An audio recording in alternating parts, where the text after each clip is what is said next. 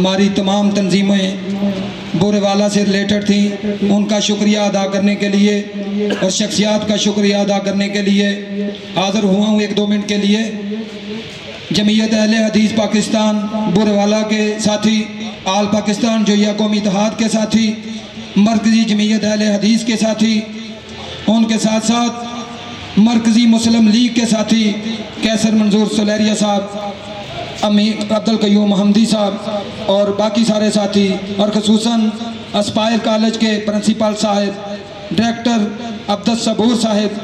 का मैं दिल की अथाह गहराइयों से शुक्रिया अदा करता हूँ